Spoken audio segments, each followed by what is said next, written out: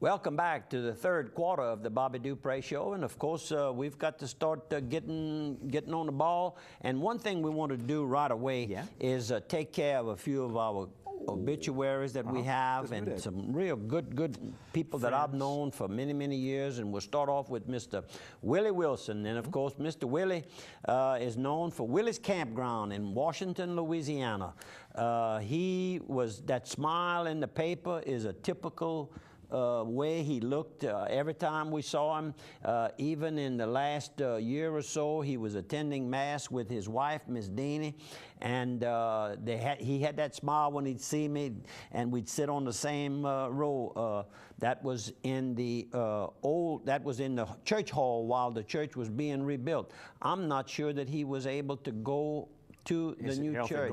His health had gone down. He had been in and out of the hospital, and the burial was took place Monday, and I was able to go in early Monday and visit with the family, and knew the whole family, his brothers and everybody, and of course also knew his children, and the son T. Mike and his wife are now managing the place, because I guess Willie could tell that his health was failing, so he gave more of the responsibilities of managing the place.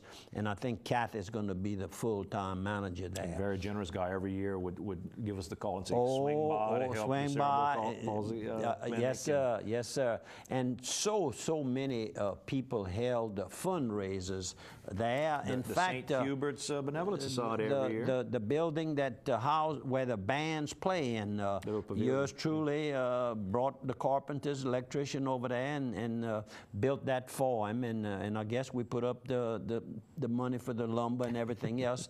And maybe Dr. Carrie Thibodeau might have helped on that, because they needed something to get out of the weather. At times, the people don't want to leave. They can stand around with umbrellas and all, but the band needed coverage. And it turned out to be a good another good little project. And Mr. Willie, we're going to miss you. Ms. Dean, if anything you need from me, please don't hesitate. Give me a call. And then Charles Raymond Fontenot, Jr., well, we call him Raymond.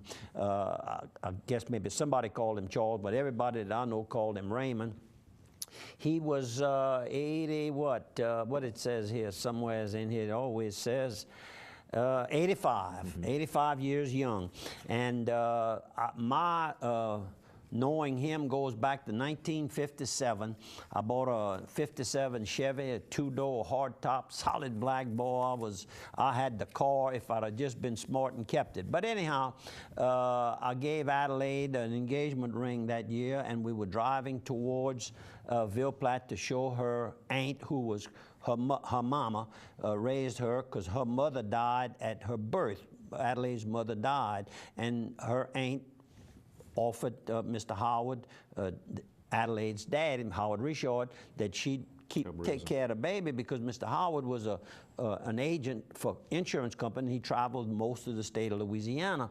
So she was raised there, and that's still her family. That's still her family. Sure. And anyhow, we got in a wreck going to right at the borderline between Louisiana, between St. Landry and Evangeline Parish. That's Louisiana. And on the left, there was a big store back in those days, Mr. Lawrence Sylvester's store, and there's a big, huge, deep ditch. It must be 12, 15 feet deep.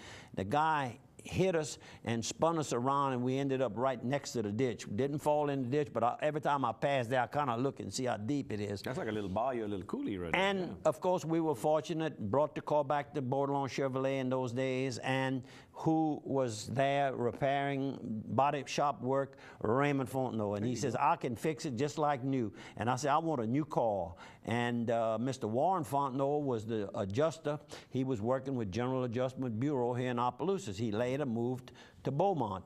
I go on and on and on. But Raymond, of course, fixed the car, and we remained friends, and we joked about it every time we'd see him. He pick at me for selling it for $1,000.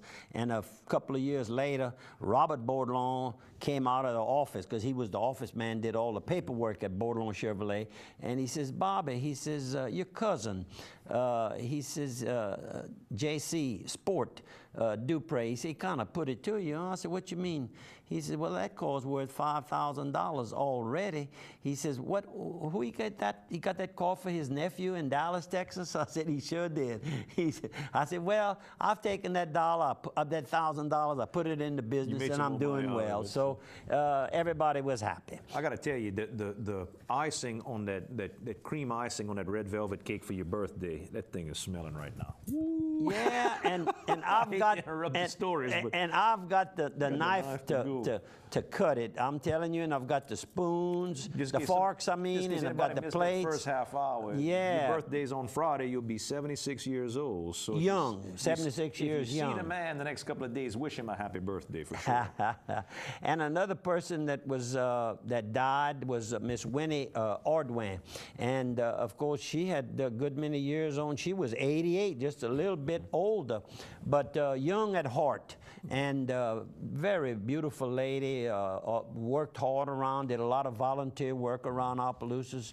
Very active at the Elks. Very, very active, and I did get to visit with. That would have been her daughter-in-law, Laney. Laney, D.C., and she goes by Ordway? I don't know. Yeah, I think it's Ordway. Yeah. Just think of and I met her beautiful daughter was there also. She works for Laney and Frankie. Morgan Keegan. I used to buy municipal bonds from them years ago. But anyhow, I get into the stores, my deepest sympathies. And then we're going to get to this one, Mr. Larry Swallow. We'll talk about that one when we talk about doing the work at the church in Washington. I'm going to seek some sponsors in. How about welcome to our newest sponsor, the Medicine Shop Pharmacy here in Opelousas over on 1717 South Union Street. Suite number 2, right in that little shopping center right there, caring beyond prescriptions.